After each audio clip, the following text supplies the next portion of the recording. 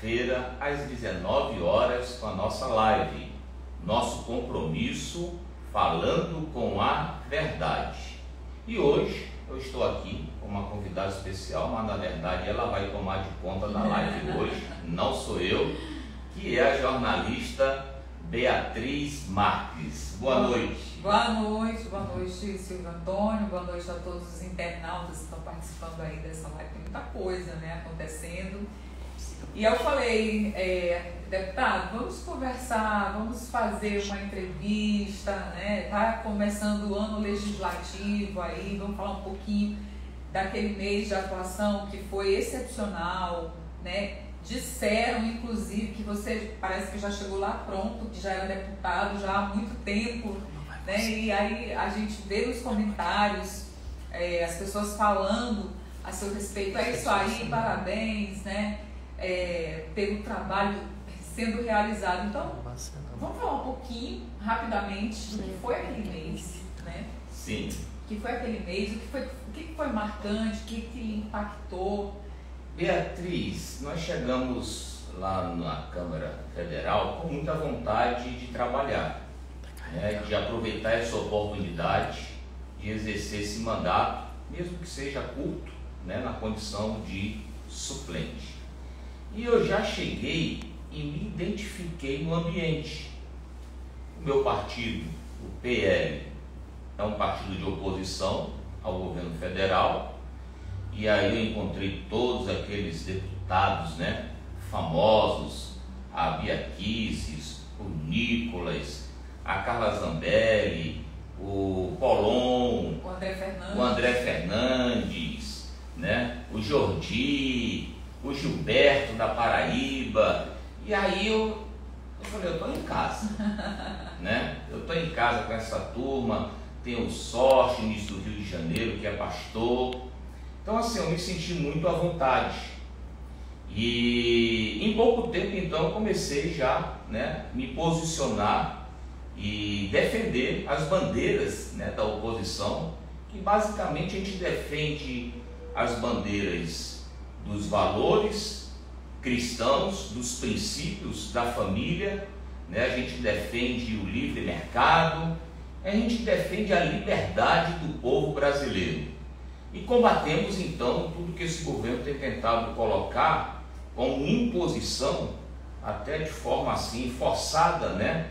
Com uma ideia de esquerda, com a tendência socialista, né? E até comunista. E o que é interessante, deputado, é que foram coisas que foram até proibidas de serem faladas durante a campanha, não podia falar porque não era verdade, era fake news. E hoje a gente está vendo que estão sendo tudo colocado em prática. Só um exemplo disso. Na campanha foi proibido pelo STF a direita falar que o Lula tinha ligação com Maduro. Sim. Na Venezuela. Proibido. Não, isso aí não pode. É fake news e que não pode. Foi só o presidente Lula assumir o poder, já recebeu Maduro com tapete vermelho, né, em Brasília, fazendo negociações agora de volta com a questão da energia, né, com a Venezuela. Ainda disse mais que o Brasil não iria interferir na soberania do país. Exatamente. Esse é só um exemplo. O outro tema foi o aborto, né? Que não podia falar na campanha que ele era pró-aborto, que não era verdade, e agora estão tentando. Não, e ele fez uma carta aos evangélicos, né? Uma carta dizendo que ele era contra o aborto, ele era pró-família, e foi só assumir o Ministério da Saúde. O Lula já tirou o Brasil da declaração, né, internacional contra o aborto, e toda a política de saúde eles tentam, né, passar para que o Brasil possa ter a legalização do aborto, mas nós estamos deixando acontecer. Temos que orar muito para essa muralha aí ser cada dia mais fortificada para isso não passar, né? Verdade. Bom, a gente tem temas interessantes que são postados no site silvioantônio.com.br E hoje a gente vai falar um pouquinho desses temas, conversar com vocês. Vocês podem mandar perguntas também. Vamos lá falar da primeira pergunta. Sim. O senhor integra, né, a oposição e a gente está vendo uma semana, na verdade da semana passada para cá,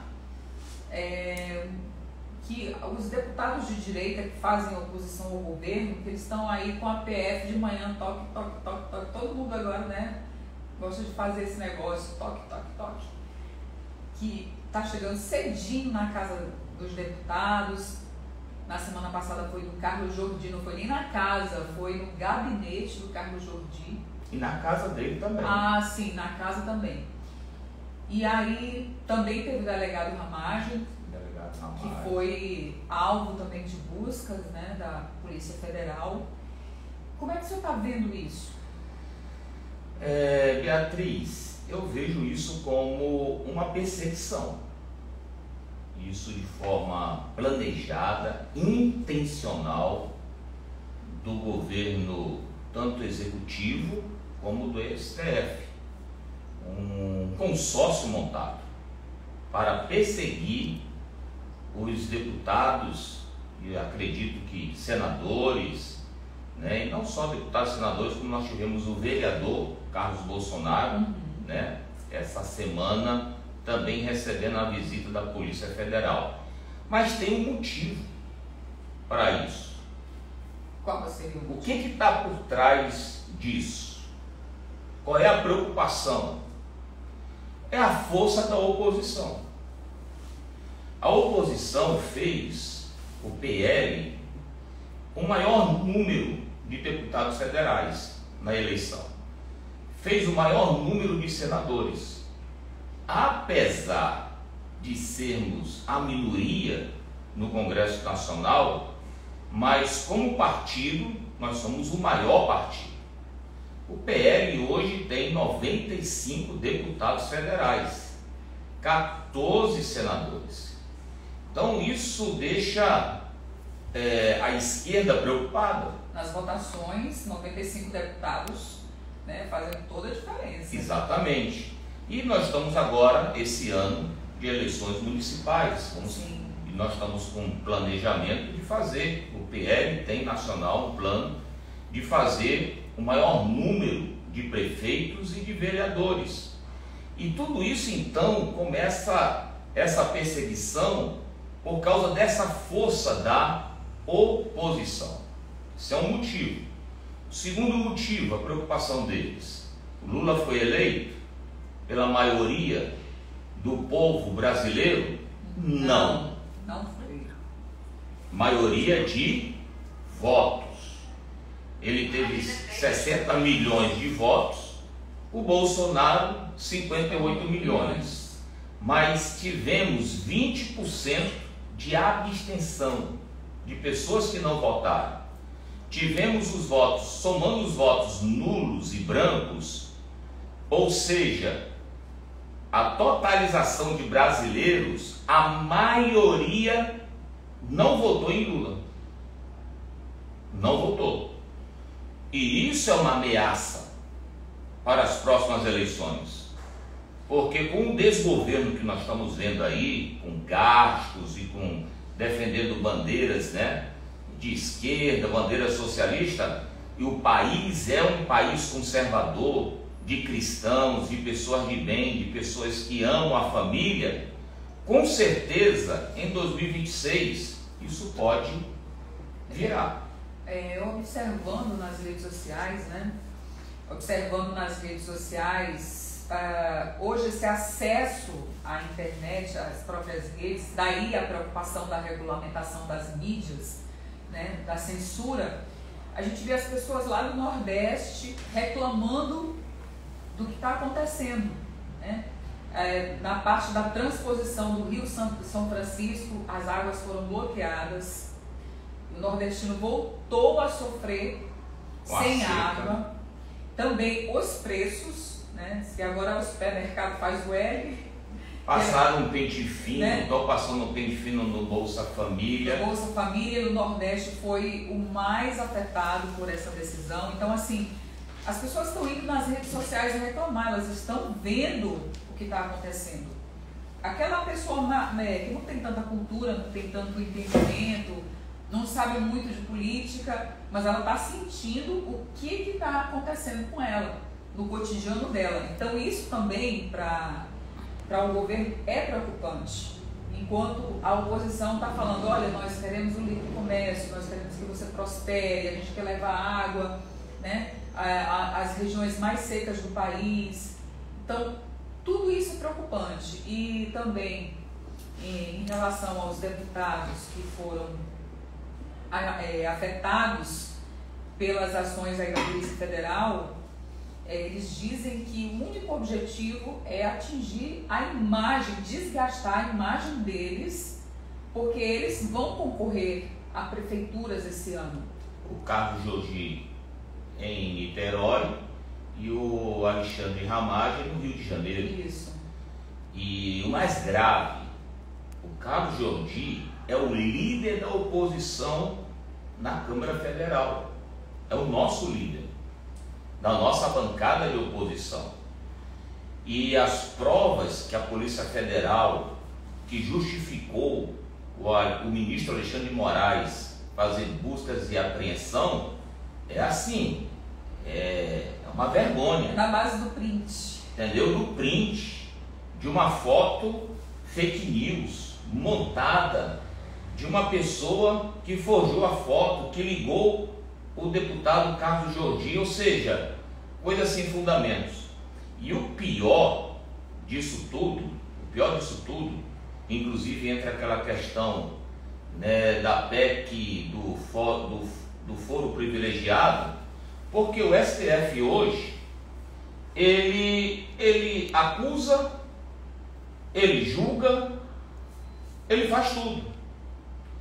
Então, se essa PEC passa, o deputado federal, os ministros, os senadores terão o direito de ser julgados como qualquer cidadão comum, primeira instância, segunda instância, e tem como recorrer à terceira instância.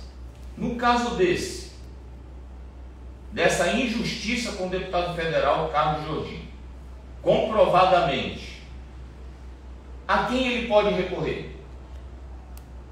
Ninguém. Né? Quem pode? Aí eu lembro agora até do Chapolin Colorado.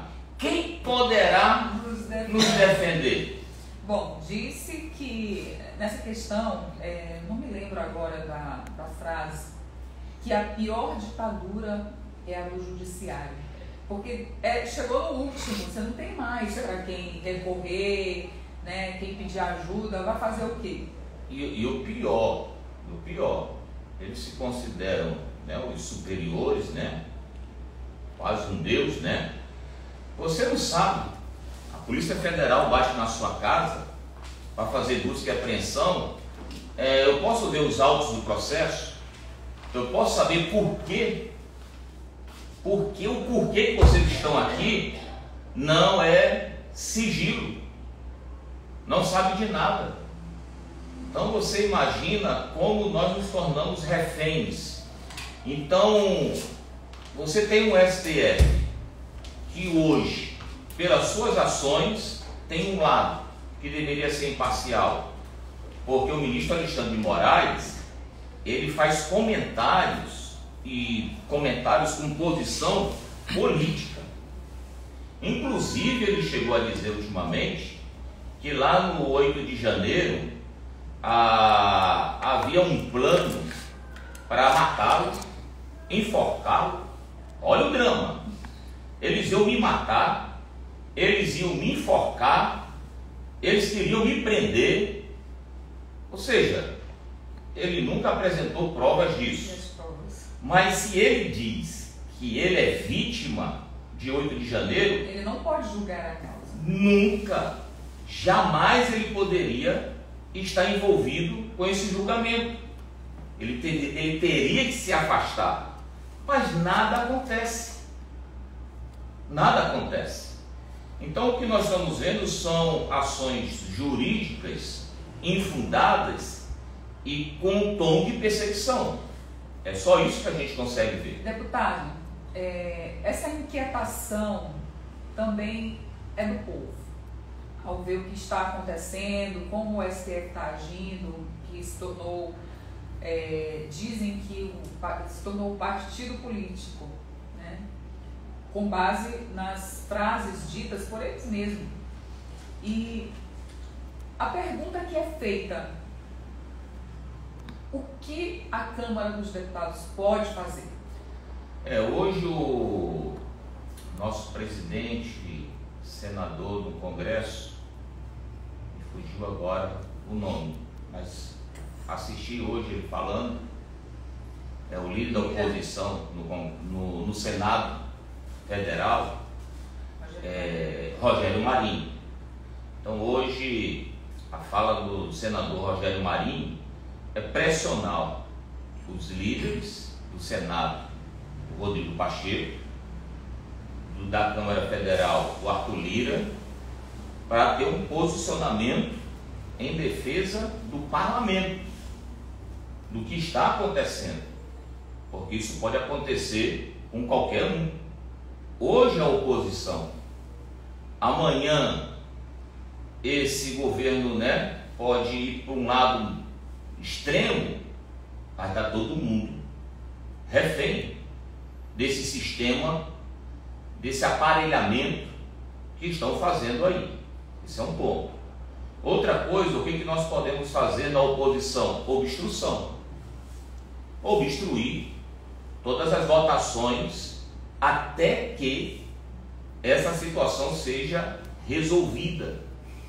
Então nós precisamos que o líder do Congresso, o senador Rodrigo Pacheco, o deputado federal Arthur Lira, o líder da Câmara Federal, tome posição e que os outros deputados e senadores possam ver o processo democrático que precisa transcorrer de forma normal. Oposição é importante na democracia, seja a esquerda no poder ou a direita. É quem vigia. Tem que ter o contraponto. Tem que ter o contraponto. A democracia sem o contraponto não é democracia. E o que nós estamos vendo aí do governo Lula e desse STF aí é que não pode haver oposição. Eles querem todos do lado dele. Aí quem vai ficar refém? O povo brasileiro, a população refém, porque não vai ter oposição para apontar os erros do governo. E outra coisa, a insegurança jurídica que acontece diante disso também prejudica a economia. Porque como eu, como empresária, irei investir num país em que eu não tenho segurança jurídica? Se eles estão fazendo isso com quem está lá mais próximo do poder, vamos dizer assim, usar esse termo, se eles estão fazendo isso com quem está próximo do poder, imagina com aquele que está de fora. Se a gente não conseguir resolver isso aqui, no Congresso Nacional, nos nossos tribunais, a oposição, os senadores, deputados federais, vai ter que recorrer a tribunais internacionais. E acontecendo isso, essa insegurança jurídica coloca o Brasil lá embaixo. E isso é ruim para todo mundo. Então, o que o governo Lula precisa entender é que ele precisa trabalhar com a oposição. A oposição, ela é normal no processo democrático. Mas também com a outra preocupação. Semana passada, o presidente Lula, ele suspendeu o programa de live dele. Ele abortou o programa. Porque quando dava muita gente na live dele, dava 5 mil. 5 mil. No lançamento chegou a 6 mil. E aí, ele então, ele pensava que ele ia ter o mesmo sucesso do Bolsonaro, né? Inclusive, uma vez ele estava assim se lamentando, choramingando, dizendo, né, que ele nunca foi chamado de mito. Nunca ninguém me chamou de mito, disse o Lula. Mas é porque o senhor não é mito, né? Eu ia até dizer outra coisa de que o senhor é. Mas não é mito. E aí o Bolsonaro, sim, né? Ele marca a história da política brasileira. Inclusive a live dele. Pronto. Aí ele vem e me faz uma live agora, domingo, que somando as redes sociais, ele chegou a ter 500 mil pessoas simultâneas e hoje está batendo 5 milhões de acessos. Aí o Lula pira, fica doido. A live foi no domingo, na segunda-feira, busca e apreensão para o Carlos Bolsonaro, o filho dele que é vereador. Agora, pasmem, a busca e apreensão não foi na casa do Carlos Bolsonaro, que se ele é o alvo da investigação, a busca e apreensão dos documentos, né, dos computadores, dos telefones, seria na casa do Carlos Bolsonaro. Não, foi na casa do ex-presidente Bolsonaro. Eles queriam fazer busca e apreensão com o Carlos Bolsonaro, fazendo na casa do pai, o ex-presidente Bolsonaro.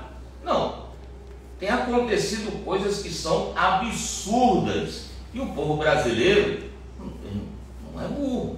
Ninguém aqui é besta. E o pior é que uma das instituições mais respeitadas do país está caindo na chacota do povo, que é a Polícia Federal, infelizmente, né? Com esses mandados de busca e apreensão. Esse do Carlos Bolsonaro, que disseram, não, tem um computador que era da ABIN, que tem uma ABIN paralela. Não, já não era bem isso. Não, anunciado, a jornalista da Globo News, você sabe o nome dela, lembra? Daniela Lima, né? Aqui, como é que a jornalista fala que dá uma notícia de primeira mão, né? Como é que faz, Beatriz? Aquela notícia assim que o jornalista se prepara para dar aquela notícia assim de impacto que ninguém sabe como é que faz. Enche o peito, né? E a Polícia Federal esteve de manhã cedo na casa do ex-presidente Bolsonaro para fazer busca e apreensão. E aí foi encontrado um computador com informações da ABIN. Paralela. Aí tal. Aí daqui a pouco a Polícia Federal desmente. E a própria ABIN também. A própria ABIN desmente. Não foi encontrado computador nenhum com informações da ABIN.